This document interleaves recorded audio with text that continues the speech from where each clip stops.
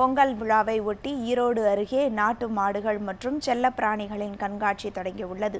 பொதுமக்களிடையே நாட்டு மாடுகளின் சிறப்பை விளக்கவும் அவற்றை பாதுகாக்கவும் தமிழகத்தின் பல்வேறு பகுதிகளில் அவ்வப்போது கண்காட்சிகள் நடத்தப்பட்டு வருகின்றன.